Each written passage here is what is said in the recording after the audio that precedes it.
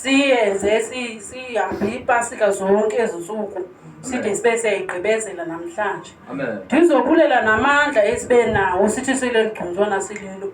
Kodwa siyakwazi into uyiphumelelisa ngenxa kaBawo. Amen. Nangoku siyakhomba iCovid sinendlu enkulu lokhonzela. Amen. Sikhonzele kuyo sithini.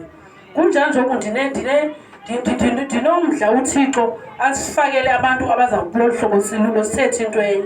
Sibe moyamnye kwinto yonke. Kuba senza into yonke siye siphumelelise.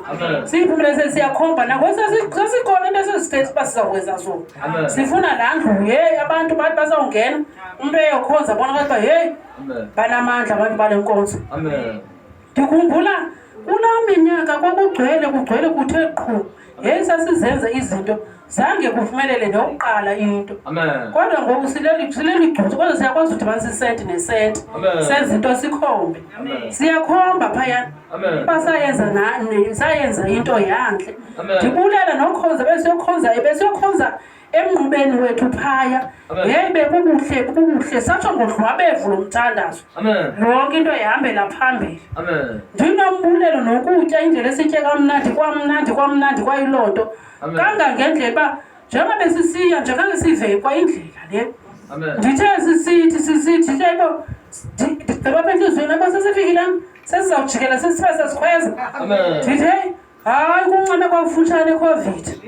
Yinto nje ndamsitsho nento esithi hayi ikhona nento ezayikhwela indlela ekufutshane ngayo iCovid andiyiboni naloo nto. Hayi ndiyayigxininisa kunjanje oku ndiyamcela uSobawo asiphe amandla siqhubeke ubheka phambili ngoba noqala kwethu siqale singaba bantu bamgcwele ngoku siqale bayeka bonke kodwa oko sasiyikhombile indlela sabheka phambili ingathi sifakele ibhekasi. Ndiyambonga uBawo ngamaxesha onke. Ngicela uThixo asithwale asiqhubeke sobheka phambili sibheke phambili noba umuntu uthini ngebandla lethu asifuni nentwana encinci. Kunjanje ukuthi uzayenza mase basiyakhonza kumnandi abangenisa uThixo abantu qha kwinto yonke. Ndiyacela uBawo abenze babe lolu hlobo babe nezingqondo zethu sinazo ngoba thini basiyithethe imba sawuyenza siyazama sikhuphe kuba ndiyakhumbula uba kulaa nyaka kumane kufakwa igcinwa ndim imali bafumaniseke uba hey Bhelekazi itheni imali ithini xa kufaka uthethe into ndikombe andiyanise ndalost kodwa ndambulela uBawo ndathi nangexesha ndiyecaba ndiye ndamosha ndathi ngaloo mini ithile ndiyizisa imali ndabe ndizisa imali katata ndizisa imali yam ndibiphelele.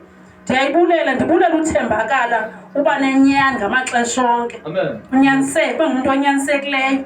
Ndambulela uBawo ngamaxesha onke kabe nayizolo pha besikhe safikela ngumuntu onxilileyo lona kuthiwa ngubani Mabhuti uyaza uyayithetha le nto yakhe xa usela ufuna ungeke mna ngoku ndingasemnyango ndathatha iqhaga bengekalifaki iqhaga ndathatha iqhaga lam ndalifaka wathi hayi bo utheni wavala ndathi asikufuni ithetha le nto uzoyithetha apha ngapha kwecama asimfuni umuntu onjengawo thetha. Wayithetha ke loo nto wayithetha into engavakaliyo wemka wavuthatha uhleli phesethini uthi uthe cwa ndim ndedwa othethayo.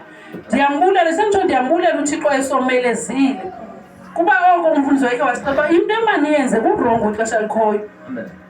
Ithani ngexesha nihleliyo nibe nineqhaga emnyango hayi nyani sayibamba oko sasiyibambile kusenjalo nanamhlanje naloo ntombi yethu yayisigezela hayi sasisenza loo sisithetha ngapha kweqhaga